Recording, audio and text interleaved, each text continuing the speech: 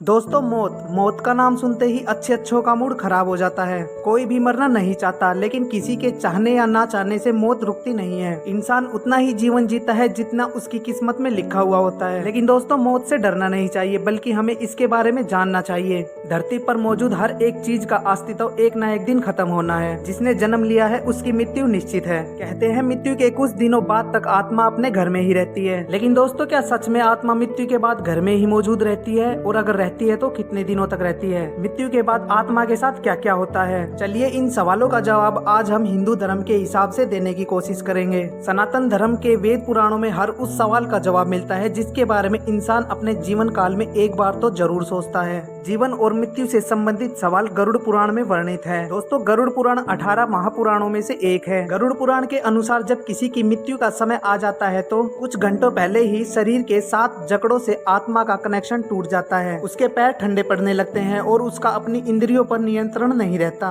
दोस्तों, साइकोलॉजी से जुड़े सिद्धांतों को माने तो मृत्यु से कुछ समय पहले आत्मा का एस्ट्रोकोल्ड से कनेक्शन टूट जाता है। एस्ट्रोकोल्ड के कारण ही आत्मा शरीर से जुड़ी होती है। ऐसा माना जाता है कि शरीर से निकलने से पहले ही आत्मा को यमदूत दिखने लगते हैं। जब आत्मा शरीर नहीं छोड़ती तो यमदूत उसके गले में पाश डालकर जबरदस्ती उसे शरीर से बाहर निकालते हैं। इसके बाद यमदूत आत्मा को यमलोक के मार्ग पर ले जाते हैं। यमलोक मार्ग पर पहले एक स्थान पर उसके पाप और पुण्य का हिसाब लिया जाता है और 24 घंटे तक आत्मा को उसके कर्मों के परिणामों के बारे में बताया जाता है। उसे बाद में दोबारा अपने परिजनों के साथ छोड़ दिया जाता है और आत्मा 12 दिन तक वहीं अपने परिवार के साथ रहती है। वो अपने परिवार वालों से बात करने की कोशिश करती है, लेकिन ना तो उसे कोई देख पाता है और ना ही उसे कोई सुन पाता है। इस दौरान उसके परिजन पिंडदान करते हैं, पुण्य आत्माओं को भोजन कराते हैं। कहते हैं अगर पिंडदान न किया जाए तो आत्मा को कभी भी मोक्ष नहीं मिलता। इन्हीं 12 दिनों में घर में गरुड़ पुराण का पाठ भी कराया जाता है, जिसमें इंसानों के कर्मों का क्या फल होगा ये सब कुछ बताया जाता है। और 13वें दिन यमदूत उसे लेने आते हैं और उसे यमपुरी के मार्ग पर ले जाके छोड़ दिया जाता है। यहाँ से उस आत्मा को यमलोक के दरवाजे तक खुद जाना पड़ता है और दोस्तों, आत्मा को उसके कर्म के अनुसार यहाँ पर यातनाएं दी जाती हैं। यहाँ वैतरणी नदी को भी पार करना होता है, जिसमें गर्म उबलता हुआ पानी होता है। ये नदी कीचड़ से भरी होती है।